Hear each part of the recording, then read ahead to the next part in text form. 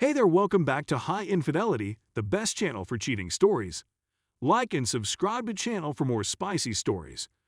Now, let's get into today's story video. Porno divorce. So this little narrative starts with my wife and I blissfully wedded. We had two great girls, ages 13 and 10, as well as a very stable relationship, so I reasoned. Anyway, things began to seem odd at some point. She became clean to her phone all of a sudden, made sure to disable the stored password option on our shared PC, and claimed to have phone conversations that abruptly stopped as I entered the house/room. You're probably able to predict what it was. With 15 years of marriage behind us, I was hoping it wasn't what it seemed to be. So when she said she was going to spend some time with the ladies, I decided to go with her. Sure enough, I come across her traveling to a motel to meet with. Let's name him Bob for now. To say that hit me in the stomach was an understatement. I sobbed for an hour and a half straight. After I finished my self-pitying period, I concluded that getting even was the best course of action. I came up with a few scenarios that may or may not have featured me pulverizing Bob. I eventually chose to act more civilly and more crucially legally, but only barely. So the first step in the strategy was to acquire proof. I could have simply hired a private investigator, but I had something better in mind. So one day, when my wife was at work and the kids were at school, I put some tiny concealed cameras and microphones that I had purchased. Because of the layout of our bedroom, I was even able to find one with a fantastic view of the bed. I didn't use them when I was at home though. So a few days pass, and I suggest to my wife that I take the girls on a vacation to unnamed land location, the second to next weekend, and spend the night as well. At this point, I should also note that I was always the primary caretaker, since her work was quite demanding and regularly exhausted her, as well as because of our different interests and abilities. I was the one who cooked most of the time. I took a much more active position in parenting the kids, and I showed them a lot more patience and care. I didn't pamper them or anything. So going on a vacation with the ladies by myself wasn't all that unusual. This section will also be crucial later on. So 2 weeks pass, during which time I organize my affairs and call a lawyer to draft a separation agreement in which I retain housing and custody. I go on the vacation, try not to give anything away to the girls, and wait to see whether Bob and my wife fall for it. When I got home, I examined the weekend records, and sure enough, it's a 36-hour duck fest. When they weren't dodging, the conversation was much better. I discovered Bob had a wife, but more on her later. Worse, they also spoke about me. And, apart from the normal sexual character assassination about how little my Johnson was, how I didn't please her, and so on, there was some truly cruel things, like her revealing Bob some of my innermost secrets and embarrassing tales that I had only told her about, just so they could laugh. So I had no questions about what to do at this moment.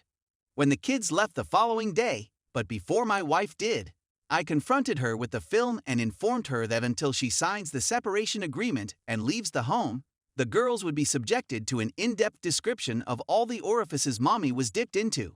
To be clear, I wasn't going to do that because I love my girls too much, but I placed the threat there, and she was too upset to call my bluff. She went through the motions of denying everything, bargaining, threatening me, and becoming enraged. I let it go through all of that. She eventually signed the contract and left that evening after saying her goodbyes to the girls. I didn't show or tell the girls anything explicit. I was always quite honest with them, which is why I was always the preferred parent, so I just said that mother had been unfaithful. My younger took a while to figure it out, but it was compensated for by my older being enraged. She just received her first boyfriend, though I'm not sure the phrase actually applies at that age. But she understood enough about the world to be irritated. This would be significant in the event of a custody dispute, since even if she did agree to turn up custody for the time being, I worried, and was correct to worry, that she would fight me for the kids. What I didn't anticipate was for her to abuse her visiting privileges by slandering me. Essentially, she began telling my younger sister that it was all my responsibility for not forgiving her. Her lawyer has already begun to urge that she be granted custody. There was no way for her to receive money or the house as she was caught cheating, and in my state, that means quite a lot in divorce proceedings. So I eventually carried out my nuclear retaliation plan. Consider taking a vacation to South Carolina. What makes South Carolina unique? Simple. Sumter's Fort. I was desperate for my girls to witness it. I definitely did not go there because it is one of the last places where Revenge X movies aren't illegal, and where I could upload my wife and Bob's exploits on P-Hub and other such sites without fear of prosecution, because you cannot be prosecuted for crimes that were not illegal at the time and place they were committed. To be sure, I emailed the URL to my wife's company, her customers, and everyone in her area of business, as well as Bob's wife and his firm. Bob was shortly divorced. I feel bad for his wife, since she was a helpless victim in all of this, but I believe it's better that she found out. For my wife, this meant the end of any hope of obtaining custody. She was shortly sacked from her 8-year employment. And while the revenge movie part was a real carp move that did count in court, it was done in South Carolina. It wasn't illegal or prosecutable, so it could only be used as a minus about my personality. But with my wife unemployed and practically blacklisted in her profession due to being on P-Hub, as well as the girls, or, to put it more accurately, my younger being told what to do by my older, stating they wanted to stay with me, there was no yes. I received no alimony since she was jobless. But honestly, I earn enough money to support both myself and the kids, so I don't mind, plus I'm excellent enough at caring for them, and they're old enough to enable me to work full-time. Several months later, my wife became jobless. However, I'm not sure whether this is due to the movie or the virus. The girls are doing well and don't seem to mind not seeing their mother.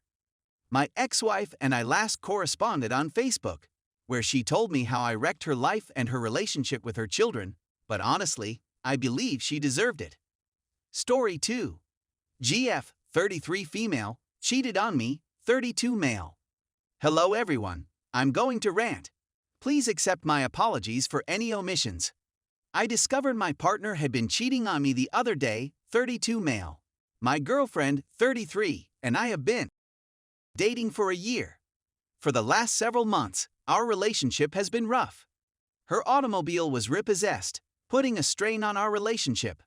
One of the latest trends I noticed was that she began to use the phrase "my buddy" very often. I didn't think much of it when she first began talking about it, but then I realized she has an awful number of pals all of a sudden.